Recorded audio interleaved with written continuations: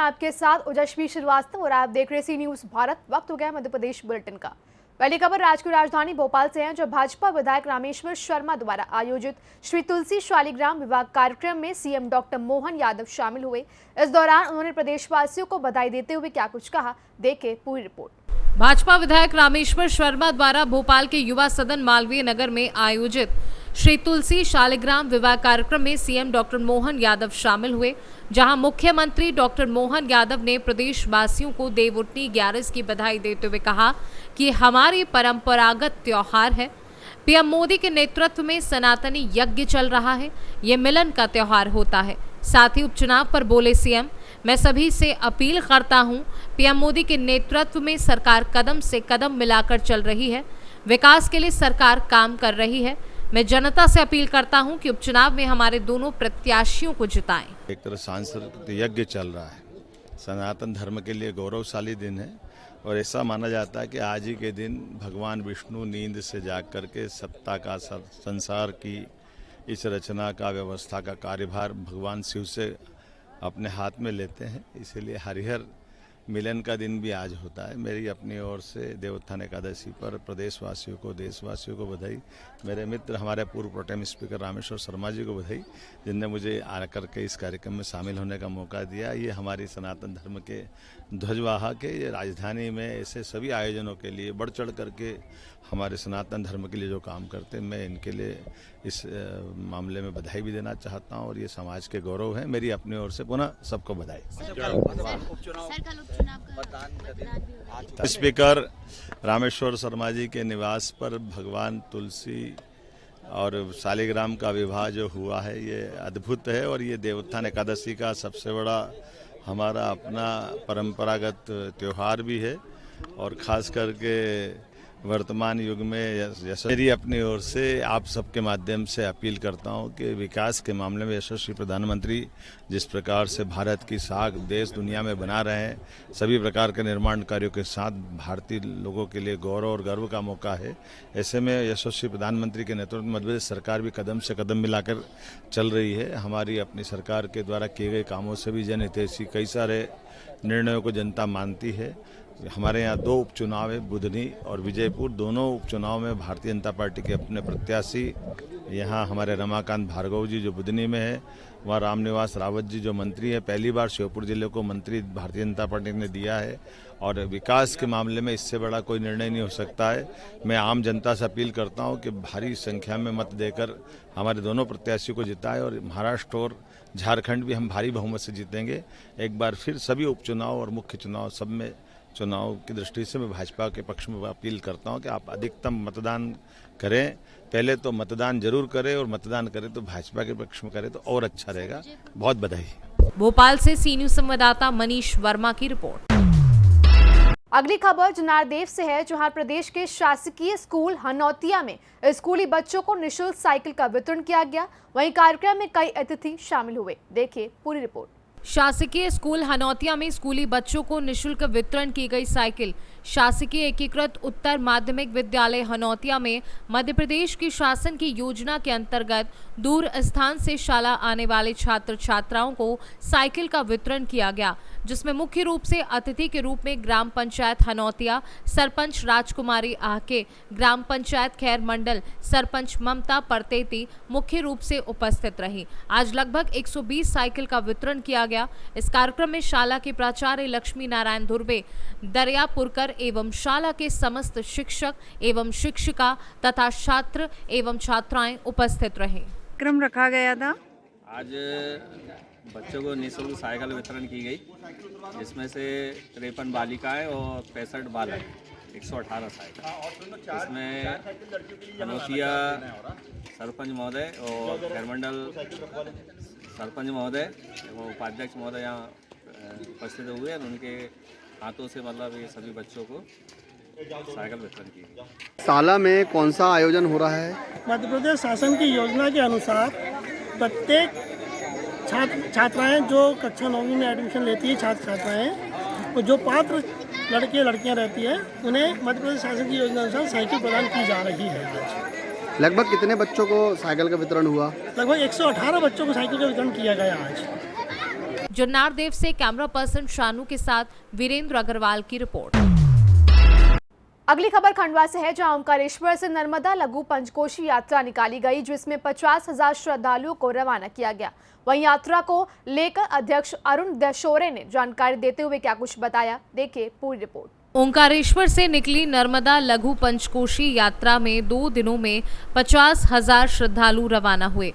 प्रतिवर्ष अनुसार धर्मशाला ट्रस्ट द्वारा अन्नदान का वितरण का कार्य ट्रस्टियों के सहयोग से किया गया। धार्मिक क्षेत्र में अन्नदान का बड़ा महत्व है।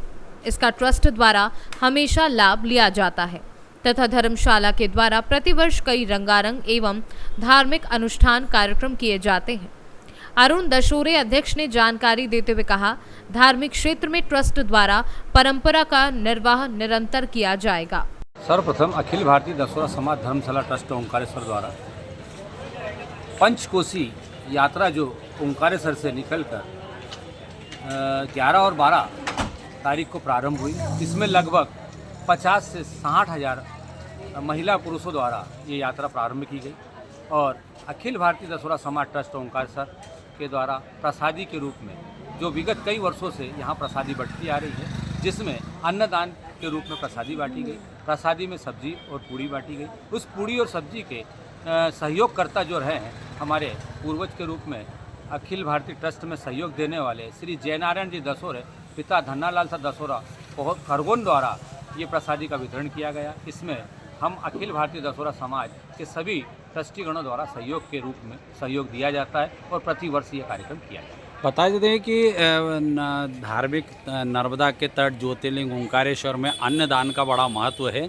और आपके समाज द्वारा धार्मिक कई कार्यक्रम किए जाते हैं सभी के सौजन्य से, तो आप किस प्रकार का संदेश देंगे लोगों को? मैं तो यही कहूँगा कि माँ नर्मदा के तट पर ज्योतिर्लिंग ममलेश्वर एवं ओंकार महाराज ज्योतिर्लिंग के तट पर जो भी ये पुण्य कार्य करता है उसको इसके फल की प्राप्ति अवश्य होती है। और हमारी इस अखिल भारतीय दशोरा समाज धर्मशाला ट्रस्ट ओंकारेश्वर में विगत हमारे पूर्वजों द्वारा एवं हमारे ट्रस्टियों द्वारा जो कार्यक्रम किए जाते हैं उसको हम नव युवा पीढ़ी के व्यक्ति आज भी अपनी बखूबी निभा रहे हैं एवं उसका लाभ ले रहे हैं। आज ये भव्य इमारत इन सभी के आशीर्वाद से यथार्थ रूप ले चुकी है। आपका परिचय? मेरा परिचय, मैं अरुण कुमार दशोरे, अखिल भारतीय दशोरा समाज धर्मशाला ट्रस्ट ओंकारेश्वर अध्यक्ष। खंडवा से सी न्यूज संवाददाता ललित दुबे की रिपोर्ट। बुलेटिन में अंत में खबर टीकमगढ़ से है, जहां शासकीय मोहनगढ़ कॉलेज की कक्षाएं जर्जर पुरानी बिल्डिंग में आज भी संचालित कराई जा रही, जिससे हादसे की आशंका बनी हुई है। किसी भी वक्त कोई भी बड़ा हादसा हो सकता है। वहीं इसको लेकर क्षेत्रीय विधायक नितेंद्र सिंह राठौर के क्या कुछ कहा, आइए आपको दिखाते हैं। खबर मध्य प्रदेश के टीकमगढ़ जिले के मोहनगढ़ तहसील से आ रही है, जहां के शासकीय मोहनगढ़ कॉलेज के कक्षाएं जीर्ण शीर्ण पुरानी बिल्डिंग में आज भी संचालित कराई जा रही हैं, जिससे हादसे की आशंका बनी हुई है। वैसे तो जीर्ण शीर्ण भवनों और बिल्डिंगों से दूर रहने की हिदायत प्रदेश सरकार और जिला प्रशासन दे चुका है, लेकिन मोहनगढ़ कॉलेज का निर्माण एजेंसी भोपाल विकास प्राधिकरण के द्वारा 6,17,82,000 की लागत से नवीन बिल्डिंग को 6 माह पूर्व 31 मई 2024 को बनवाकर तैयार कर हैंडओवर करने के लिए ठेकेदार भगवान दास अग्रवाल ने पत्र लिखा था, जिसके तुरंत बाद कॉलेज प्रबंधन द्वारा एक समिति गठित कर समिति के द्वारा नवीन बिल्डिंग का भौतिक सत्यापन किया गया था, जिसमें निर्माणाधीन बिल्डिंग में मुख्य 5 कमियां पाई गई। अब सवाल यही है कि 6 माह से बनकर बिल्डिंग खड़ी है और बच्चे जीर्ण शीर्ण बिल्डिंग में पढ़ने को मजबूर हैं। जब हमारे संवाददाता ने क्षेत्रीय विधायक नितेंद्र सिंह राठौर से बात की तो उनका कहना है कि जिला कलेक्टर और निर्माण एजेंसी से बात कर शीघ्र व्यवस्था कराता हूं। और जब कॉलेज प्रिंसिपल राजेश गुप्ता से इस संबंध में बात हुई तो देखिए उन्होंने क्या कुछ कमियां बताएं सर, जो अपने मोहनगढ़ में कॉलेज की नवीन बिल्डिंग लगभग 4-5 महीने से तैयार होकर खड़ी है, क्या ऐसा कारण है कि उसमें कक्षाएं नहीं लग पा रही? जो निर्माण एजेंसी है, जो भवन के लिए बेसिक आवश्यकता होती है, उसकी पूर्ति निर्माण एजेंसी द्वारा नहीं की जा रही है। जबकि इससे पूर्व जो विधि महाविद्यालय टीकमगढ़ निर्माण हुआ है, वहाँ निर्माण एजेंसी द्वारा विद्युत कनेक्शन उपलब्ध कराया गया, पेवर्स बिछाए गए, आधारभूत सुविधाएं उपलब्ध कराई गई। जबकि यहाँ की जो निर्माण एजेंसी भोपाल विकास प्राधिकरण है उसने लिख के दिया है कि ना हम विद्युत कनेक्शन करा सकते हैं, ना पेवर्स बिछा सकते हैं, और जो अन्य वाटर हार्वेस्टिंग की व्यवस्था है वो हम नहीं कर सकते हैं। और इन सुविधाओं के ना होने के कारण हैंडओवर की समस्या हो रही है, जिसकी जानकारी अपने आयुक्त महोदय को पत्र द्वारा सूचित किया गया है, कलेक्टर महोदय को भी इसकी जानकारी दी गई है, फिर भी इसके संबंध में कोई तत्कालिक व्यवस्था नहीं हो पा रही है। अभी देखने में आ रहा है कि जो अभी कक्षाएं लग रही हैं वो जीर्ण शीर्ण बिल्डिंग में लगाई जा रही हैं, क्योंकि अभी इससे पहले भी कई ऐसे हादसे अपने प्रदेश में निकल के सामने आए। कलेक्टर साहब ने भी एक बैठक में इस दौरान आदेशित किया था। तो आप नहीं मानते हैं कि आप इस प्रकार से हादसे को चैलेंज दे रहे हैं? नहीं, चैलेंज की बात नहीं है। प्रॉब्लम ये है कि अगर हम बिना विद्युत के वहाँ पहुँच जाते हैं कनेक्शन के, क्योंकि इसका एस्टीमेट लगभग विद्युत विभाग द्वारा 3 लाख का बताया गया है, तो इसके कारण वहाँ हमारी जो बिजली की व्यवस्था नहीं होगी, लाइट की व्यवस्था नहीं होने के कारण पानी की प्रॉब्लम हो जाएगी, और जो हमारे कंप्यूटर सिस्टम है उन पर भी उन कार्य किया जाना संभव नहीं हो पाएगा। अगर इसकी व्यवस्था प्रशासन या आयुक्त महोदय द्वारा करा दी जाएगी तो हम तत्काल दूसरे ही दिन हैंडओवर की कार्रवाई कर देंगे। मोहनगढ़ से सी न्यूज संवाददाता साकेत यादव की रिपोर्ट। फिलहाल इस बुलेटिन में बस इतना ही। देश दुनिया की तमाम खबरों के लिए आप देखते रहिए सी न्यूज भारत।